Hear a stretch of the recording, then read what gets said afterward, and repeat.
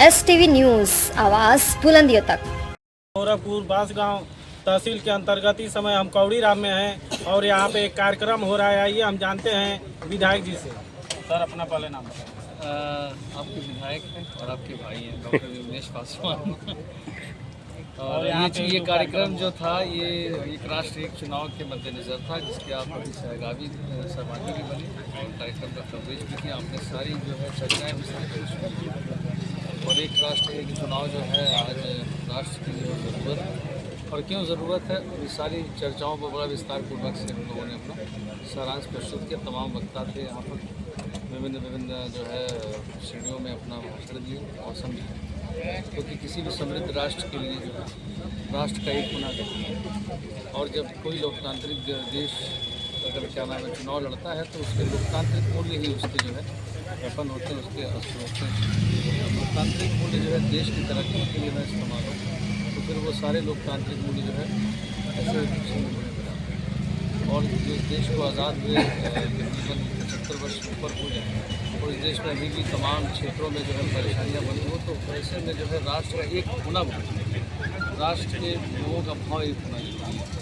5 साल में 4 चुनाव हो और हर चुनाव का जो है जनरेशन अलग से हो, क्योंकि ये चीज़ें जो है भाव से बनती हैं। जब लोकसभा में जब ऐसी सरकार जाती है, मोदी जी जिसके नेतृत्वकर्ता बनते हैं और सशक्त राष्ट्र को चलाने के लिए सशक्त नेतृत्ववान और अपनी जो है पौरुष से कार्य करके दिखाया, क्योंकि जो है सरकार बहुमत भरपूर बहुमत जो भी क्रांतिकारी निर्णय हुए, क्योंकि वो बहुमत की सरकार थी और वो जनता ने जो करके दिखाया, भारत की जो है महान जनता ने, हमारे भाग्य विधाता ने वो इसीलिए करके दिखाया क्योंकि जो है भाव सबका राष्ट्र से, राष्ट्रवाद से जो है भरा था।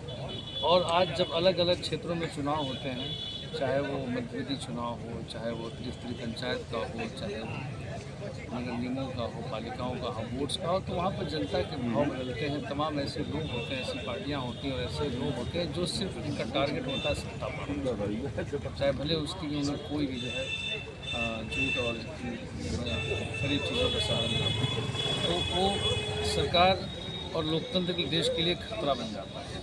ऐसे में आज एक राष्ट्रीय चुनाव ज़रूरत बन चुकी है और हमारा दायित्व बनता है कि अगर देश में अगर इस तरीके की सरकार बहुमत की है तो हमें चेतना दिखाने का, चेतना फैलाने का भी काम करना है। इसलिए आज हम लोग पूरे क्षेत्र में सभी वर्गों के बीच में, सभी समाज के लोगों के बीच में सबका जो है भाव जान रहे हैं और क्यों ज़रूरी है उसका भी सारा विस्तृत तौर पर जो उससे चर्चा भी करें। और जनता बखूबी इस चीज़ को जो है स्वीकार भी कर रही है कि यही सरकार, यही समय और यही सही समय है, मोदी जी इसको कर सकते हैं।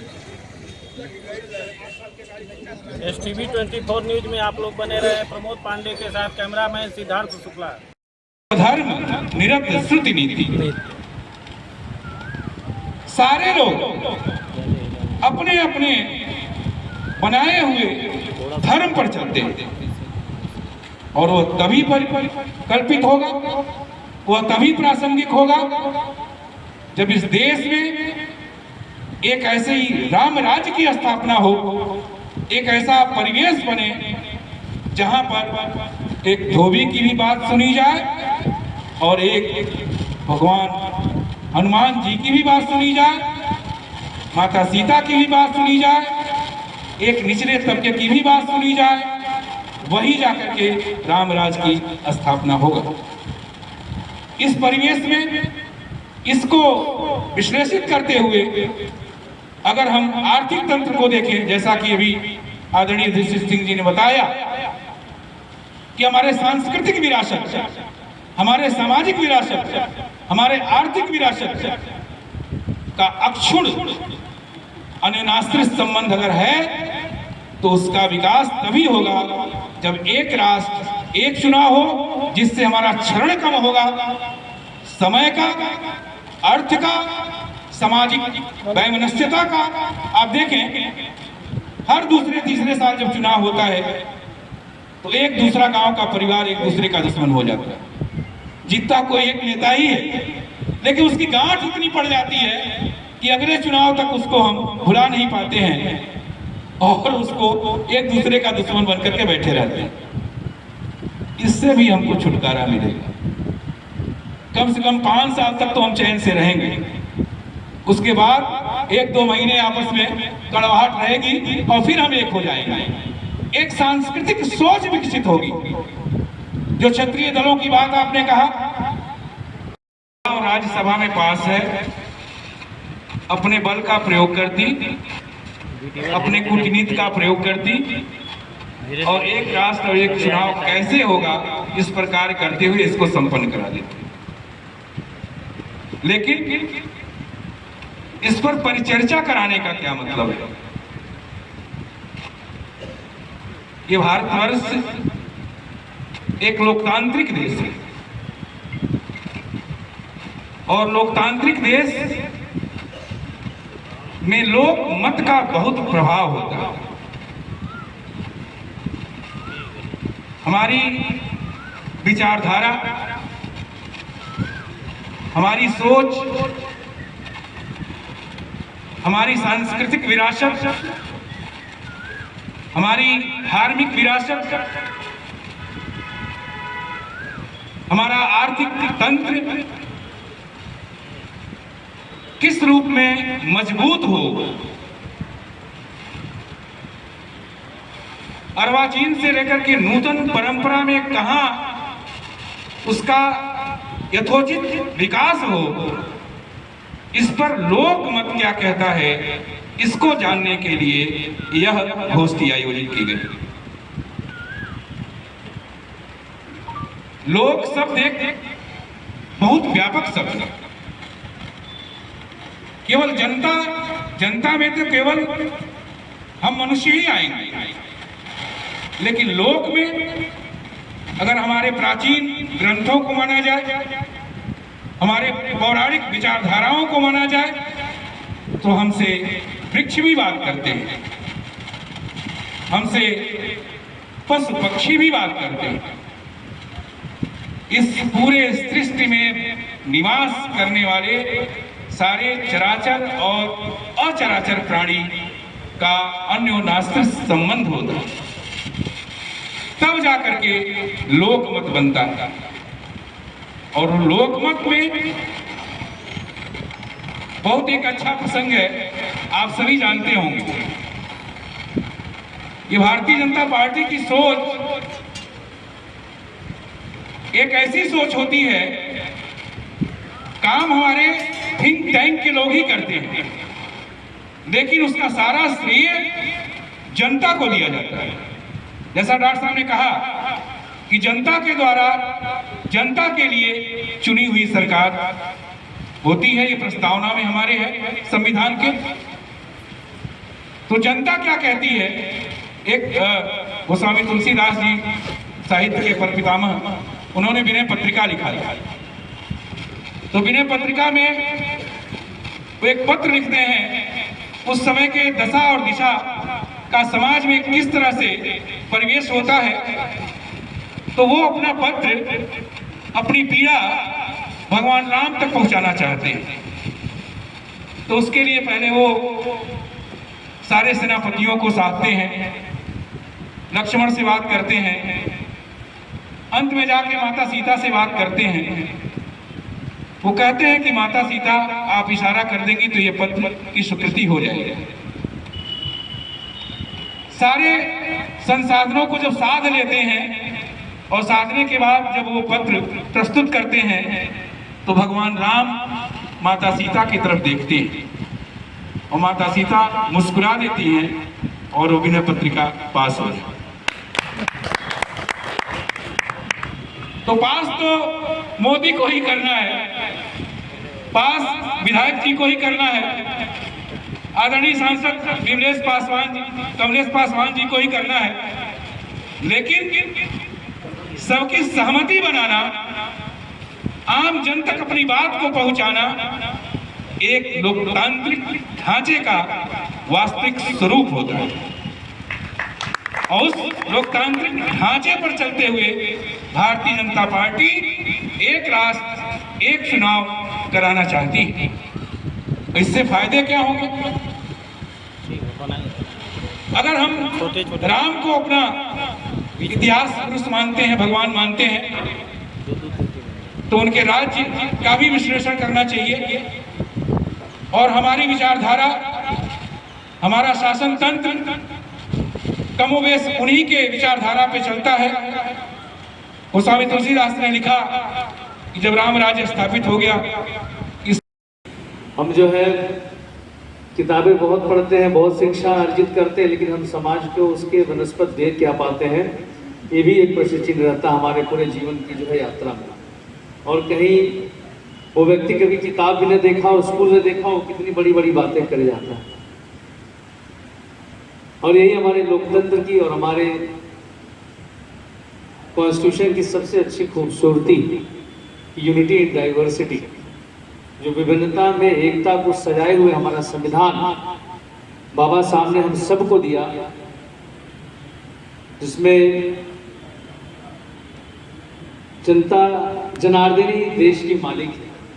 इसीलिए जो है, जो भी जनप्रतिनिधि चुना जाता है वो जनता के लिए, जनता द्वारा और जनता के हर सुख दुख के ही और उनके प्रतिनिधित्व के लिए ही चुना जाता है। और जब हमारा देश आज़ाद हुआ 1947 में, और इसके पूर्व जो हमारे देश की हिस्ट्री रही गुलामी की,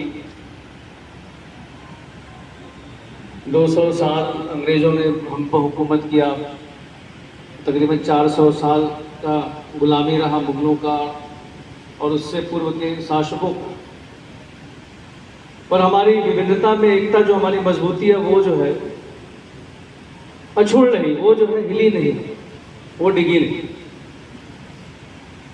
और जब हमने अपने लोकतंत्र को स्थापित किया, चुनाव करा करके जो है लोकतांत्रिक व्यवस्था स्थापित की, और बहुत तेजी से जो है भारत आगे बढ़ा। और पहले 4 चुनाव तो जो है एक साथ ही किए गए। देखिए, भारत में जो भी सरकारें आई है, कुछ न कुछ की आलोचनाएं और प्रशंसा तो लोकतंत्र के जो है 2 पहलू हैं सिक्के के। विपक्ष आलोचना करता है सरकार की, और सरकार जो है आलोचनाओं से मित्र होकर के आगे अपना कार्य करती है। और आज 1 नेशन 1 इलेक्शन समय की मांग है, और इसको हम जानते हैं भली भांति कि क्या नाम है, ही लोकतांत्रिक मूल्यों का सबसे बड़ा आधार है कि इसके लिए हम जन आंदोलन कर करके समाज के हर वर्ग को इस ऐतिहासिक निर्णय जो केंद्र सरकार ने ली है माननीय नरेंद्र मोदी जी के नेतृत्व में, कि 1 नेशन 1 इलेक्शन आज इस राष्ट्र का जरूरत। और जैसा कि हमने बताया कि हमारे लोकतांत्रिक ढांचे का यही खूबसूरती है कि हम सब एक हैं और अपना भाव प्रकट करते हैं। जब चुनने का हमें समय मिलता है, चुनने का अधिकार आता है, तो अपनी जो है बाय चॉइस फॉर चॉइस, जो कहा गया है कि सरकार जो है for the people, by the people, to the people चुनी जाती है, हम अपनी जो है अपना निर्णय देते हैं। लेकिन एक 5 साल के कार्यकाल में बार बार चुनाव करा करके कहीं ना कहीं हमारी राष्ट्रवाद भी तो कमजोर होती है, हमारा नेशनलिज्म और हमारा जो पैट्रियोटिज्म। तो किसी भी देश के नागरिक को हम लोग ये जरूर सुनिश्चित करें कि हमारे देश में रहने वाले लोग क्या राष्ट्र के प्रति उनका भाव, राष्ट्र के प्रति उनका सम्मान, राष्ट्र के प्रति प्रेम वो अक्षुण्ण है कि नहीं। क्योंकि भाई काम कम लोग करते हैं लेकिन मलाई ज्यादा लोग खाते हैं। और जब ये पूर्ण बहुमत की सरकार बनी और आप देखिए कि क्या नाम है, जो लोग कभी हमारे विचार से ताल्लुक भी नहीं रखते थे, हमसे मतलब भी नहीं रखते थे, लेकिन ज़्यादातर जो है सबसे ज़्यादा लाभ ऐसे समाज के लोगों को मिला कि नहीं। क्योंकि जो है सरकार नेक है, सरकार सबके लिए चुनती है, क्योंकि सरकार बराबरी के जो है व्यवहार में विश्वास रखती है। और इसीलिए तमाम कार्यक्रमों के माध्यम से, तमाम ऐसे निर्णयों के माध्यम से भारत इस स्तर पर पहुंचा है कि आज भारत की पहचान है।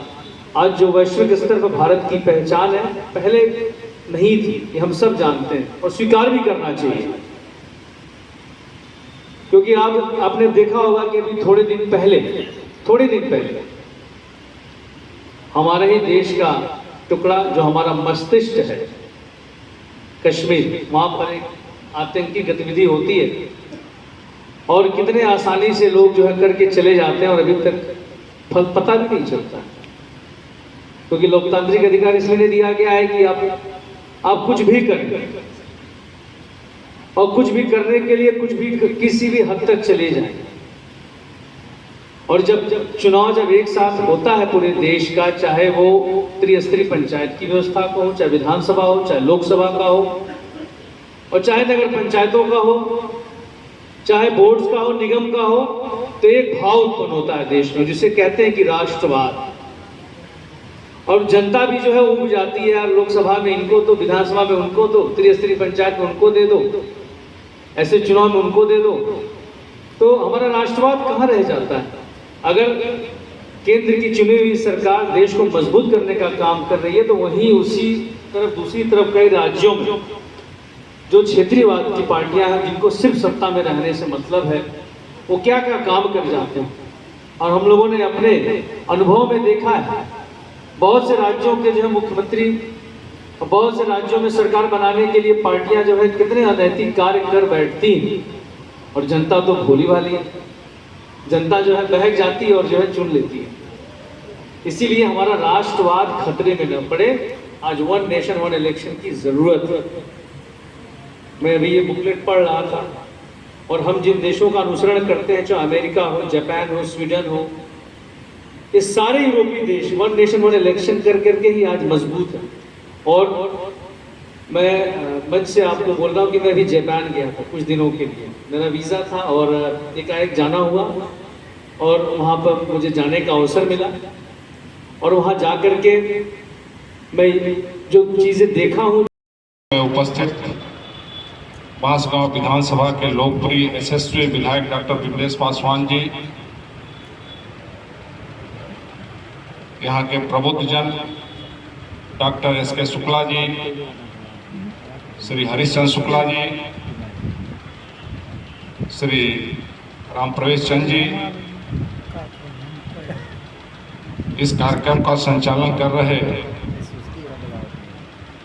बांसगांव मंडल के पूर्व अध्यक्ष श्री रमेश जी, सामने बैठे सभी हमारे भारतीय जनता पार्टी के पदाधिकारीगण, कार्यकर्ता बंधु, मंडल अध्यक्ष कौड़ी राम श्री अमित पांडे जी, मंडल अध्यक्ष बांसगांव श्री अश्वनी राय जी, आदरणीय सबल सिंह जी, आदरणीय मनोज शुक्ला जी एवं सभी प्रबुद्ध जन। भारतवर्ष एक लोकतांत्रिक देश है, और हमारे देश में सत्ता का हस्तांतरण, सरकारों का निर्माण, चाहे वो देश स्तर पे हो या प्रदेश स्तर पे हो, उसको देश की जनता चुनती है। हमारे वहाँ दलीय व्यवस्था है, बहुदलीय व्यवस्था है, जिसको बहुमत मिलता है वो सरकार बनाता है और देश के नीति निर्धारण और देश को विकास के पथ पर ले जाने का कार्य करता है। देश के स्वतंत्रता के बाद और देश में इमरजेंसी लागू होने के पहले देश में स्थिर सरकारें चली, लेकिन उसके बाद देश और प्रदेश में जो कि बहुमत किसी एक दल को न मिलने के कारण गठबंधन का दौर